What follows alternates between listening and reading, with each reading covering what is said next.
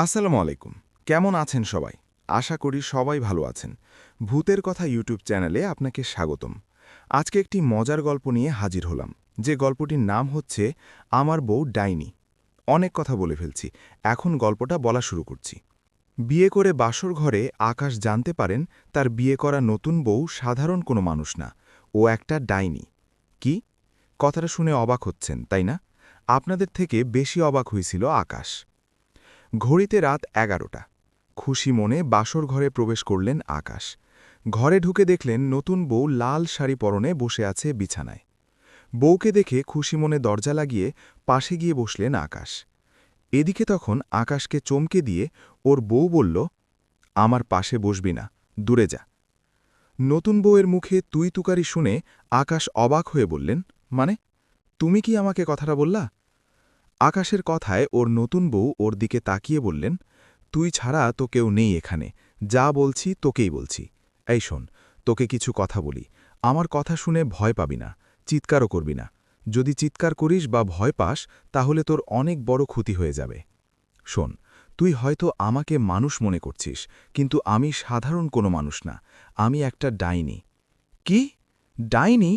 কথাটা বলে হা হা করে হেসে উঠলেন আকাশ। হাসতে হাসতে বললেন, তুমি ডাইনি? আমাকে হাসালে? আমার সাথে মজা করছো, তাই না? আকাশের হাসি দেখে নতুন বউ বলল, যত হাসার হেসে নে। আমি আমার আসল রূপে আসলে ভয়ে প্যান্ট ভিজিয়ে ফেলবি। যা বলি শোন, আমি তোর সাথে মজা করছি না, যা বলছি সত্যি বলছি, আমি একটা ডাইনি।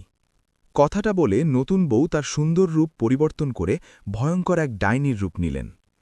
সুন্দরী বউ হঠাৎ ডাইনির রূপ নেয়, আকাশ ভয়ে কাঁপতে লাগলেন। তখন সেই ডাইনি বললেন, কি, এবার তো বিশ্বাস হইছে, তাই না?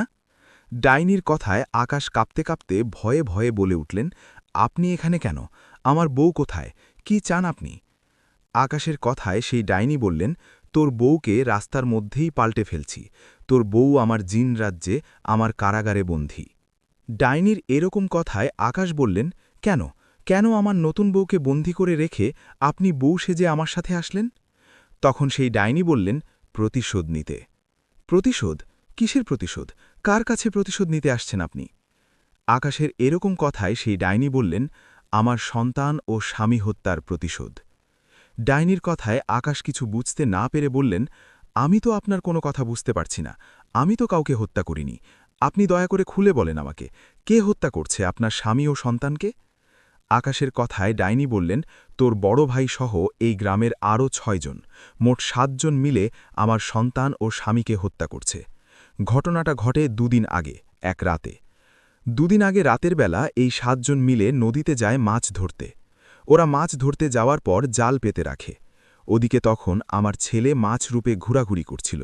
আমার ছেলে মাছ রূপে ঘোরার সময় ওদের জালে আটকা পড়ে। তখন ওরা আমার ছেলেকে ধরে হাঁড়িতে রেখে দেয়। আমার ছেলে ওদের জালে ধরা পড়ছে দেখে আমার স্বামী অদৃশ্যভাবে সবাইকে বলে, তোদের হাঁড়িতে যে বোয়াল মাছটা আছে ওটা সাধারণ কোনো মাছ না, ওটাকে ছেড়ে দে। আমার স্বামীর কথায় ওরা মাছ রূপে থাকা আমার ছেলেকে ছাড়ে না। উপায় না পেয়ে আমার স্বামী নানান রকমভাবে ভয় দেখাতে থাকে, এতেও কোনো লাভ হয় না।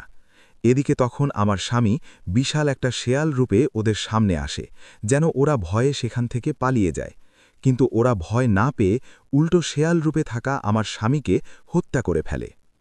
আমার স্বামীকে হত্যা করার পর মাছ রূপে থাকা আমার ছেলেকেও বাড়িতে নিয়ে আসে, আর কাটাকাটি করে ভাগাভাগি করে নেয়।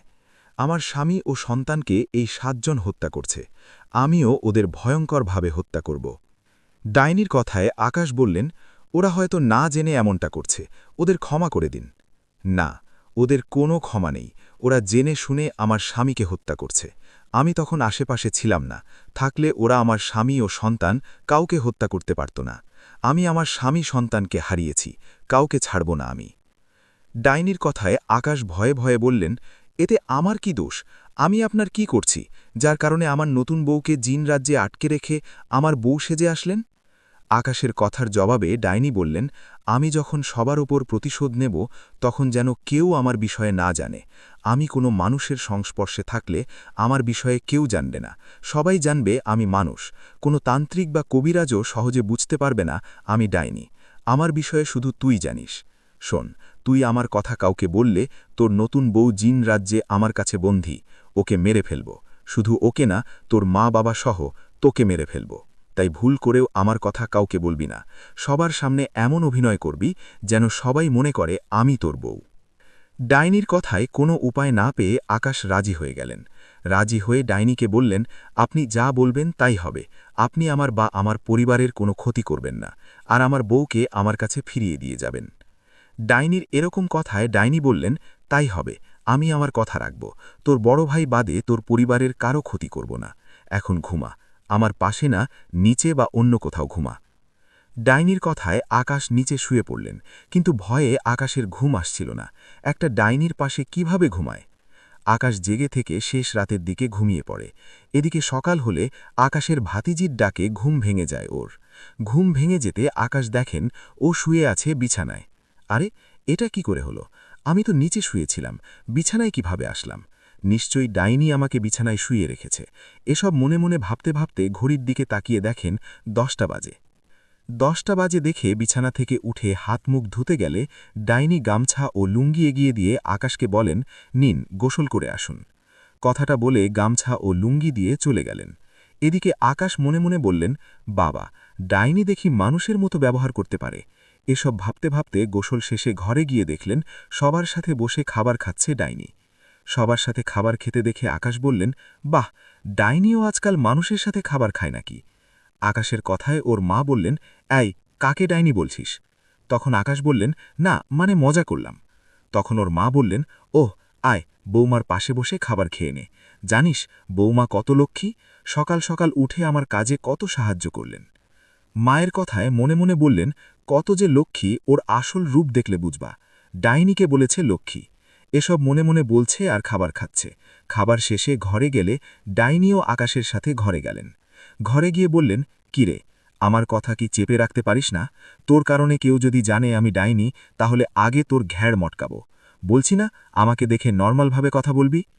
ডাইনির কথায় আকাশ বললেন, ওটা মুখ ফুসকে বেরিয়েছে, এরপর এমনটা হবে না। এই বলে আকাশ বাইরে গেলেন। কি একটা অবস্থার মধ্যে পড়ছে আকাশ। ডাইনি ঘরে, কিন্তু ওর কথা কাউকে বলতেও পারছে না। আকাশ বাইরে গিয়ে সারাদিন আড্ডা দিয়ে রাতে বাড়িতে আসলেন। বাড়িতে এসে খাবার খেয়ে ঘরে গিয়ে শুয়ে পড়লেন। আকাশ শুয়ে না ঘুমিয়ে চুপ করে আছে। এমন সময় বুঝতে পারলেন ডাইনি কথায় জানি চলে গেল। ডাইনি চলে যাওয়ার বেশ কিছুক্ষণ পর ফিরে আসলেন ঘরে। তখন ডাইনির মুখে রক্ত লেগেছিল। ডাইনির এরকম অবস্থা দেখে আকাশ ভয় পেলে ডাইনি বলেন, তাজা রক্তের স্বাদ নিলাম রে, আজ আমার প্রতিশোধ নেয়া শুরু হলো। কথাটা বলে ডাইনি আবারও রূপ পরিবর্তন করে ওর বউয়ের রূপ নিয়ে শুয়ে পড়লেন। এদিকে তখন বাইরে থেকে চিৎকারের আওয়াজ শুনে আকাশ বাইরে বের হলেন। বাইরে বের হয়ে জানতে পারলেন গ্রামের একজন মারা গেছে। গ্রামের একজন মারা গেছে এটা শুনেই আকাশ বুঝতে পারেন ডাইনি একটু আগে ওনাকে মেরে ঘরে আসছেন। আজকের মতো এই পর্যন্তই। এই গল্পের পরবর্তী পর্ব দেখতে চ্যানেলটা সাবস্ক্রাইব করে পাশে থাকুন। ভিডিওটি ভালো লাগলে লাইক, কমেন্ট এবং শেয়ার করবেন। ধন্যবাদ বন্ধুরা, ভালো থাকবেন সবাই। গল্প ডাইনি বউ, পর্ব ৩। লেখক মোহাম্মদ নিশাদ। ডাইনি একটু আগে ওনাকে মেরে ঘরে আসলেন। এদিকে তখন আকাশ চলে গেল মৃত লোকটার বাড়িতে। সেখানে গিয়ে দেখলেন ভয়ঙ্করভাবে মরে পড়ে আছে উনি। ওনাকে দেখে মনে হচ্ছে ভয়ানক কিছু দেখে মারা গেছে। ওনাকে ডাইনি মারছে এটা শুধু আকাশ জানতেন, আর কেউ জানতেন না। আকাশ জেনে শুনেও কাউকে বলতে পারছে না। সেই মৃত লোকটাকে দেখে মন খারাপ করে ঘরে আসলেন আকাশ। এদিকে তখন ডাইনি বলল, কি রে, লাশ দেখে আসলি? আরও অনেক লাশ দেখবি। রোজ রাতে লাশ দেখাবো তোকে, সহ গ্রামের সবাইকে। আমার স্বামীকে যে প্রথম আঘাত করছিল তাকে আজকে মারলাম, আর বাকি 6 জন, এই 6 জনকে আমি 6 রাতে মেরে ফেলব। ডাইনির কথায় আকাশ আবারও অনুরোধ করতে লাগলেন সবাইকে যেন মাফ করে দেওয়া হয়। কিন্তু এতে কোনো লাভ হয় না। ডাইনি তার কথায় অটুট থাকে। ডাইনি রাজি না হওয়ায় চিন্তায় চিন্তায় ঘুমিয়ে পড়ে আকাশ। এদিকে পরের দিন সকালে রাতের মারা যাওয়া লোকটার জানাজায় যায় আকাশ। এরপর জানাজা শেষ করে বাড়িতে চলে আসে। বাড়িতে এসে আকাশ ভাবে, না, এভাবে আর থাকা যাবে না, আমাকে গোপনে কোনো কবিরাজের কাছে যেতে হবে। কথা মতো আকাশ তাই করলেন। চলে গেলেন গোপনে একজন কবিরাজের কাছে। সেই কবিরাজের কাছে যাবার পর সব ঘটনা কবিরাজকে খুলে বলায় কবিরাজ বলেন, একটু অপেক্ষা করো, আমি খোঁজ নিয়ে জানাচ্ছি। কবিরাজের কথায় আকাশ অপেক্ষা করতে লাগলেন। এদিকে তখন কবিরাজ বেশ কিছুক্ষণ তার জিনকে দিয়ে খোঁজখবর করে বললেন, তুমি যে বললে ডাইনি তোমার বউয়ের রূপে তোমার সাথে সংসার করছে, কই ডাইনি? আমি তো এসব কিছুই জানতে পারলাম না। আমি আমার জিনকে দিয়ে খবর নিলাম। আমার সাথে থাকা জিন আমার কথা মতো তোমার বাড়িতেও গেল। ও গিয়ে খোঁজ নিয়ে এসে বলল, তোমার সাথে যে সংসার করে ও একটা মানুষ। ডাইনি বলে কেউ তো তোমার বাড়ির আশেপাশে নাই। কবিরাজের কথায় আকাশ অবাক হয়ে বললেন, কি বলেন? ডাইনি আমার সাথেই থাকে। ও আমার সামনেই তার রূপ পরিবর্তন করে। শুধু তাই না, ডাইনি গতকাল রাতে আমাদের গ্রামের এক ভাইকে মেরে ফেলছে। আপনি ভালো করে খোঁজ নিয়ে দেখুন।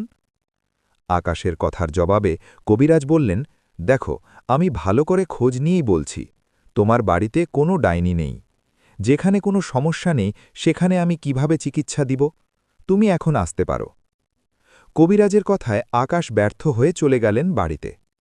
বাড়িতে যাবার পর খাবার খেয়ে ঘরে যাওয়ায় ডাইনি বললেন, কি রে, তোর কি মরণের ভয় নেই? তুই কি চাস তোর বিয়ে করা বউয়ের লাশ তোর সামনে এনে ফেলে দিই? তোর মা বাবা সহ তোকে মেরে ফেলি? যদি এসব না চাস তো আজকের পর কোনো কবিরাজের কাছে যাবার সাহস করবি না। তুই কি ভাবছিস তুই কবিরাজের বাড়িতে গেলে আমি জানতে পারবো না? আমি অবশ্যই জানতে পারব। ওদিকে তোর কবিরাজের কাছে যাওয়ায় কোনো লাভ হবে না, কারণ কবিরাজ আমার বিষয়ে কিছু বলতে পারবে না। তাই কারো কাছে গিয়ে কোনো লাভ নেই। ডাইনির কথায় আকাশ আর কিছু বললেন না। আকাশ ডাইনিকে না বলে কোথাও গেলে বা কিছু করলে সেটাও ঠিকই জেনে যায়। আকাশ চুপচাপ শুয়ে রইলাম। সেই রাতে আরেকজনকে মেরে ফেলল ডাইনি। পরপর দুরাতে দুজন মারা গেল। এতে গ্রামের কেউ তেমন সন্দেহ করেনি।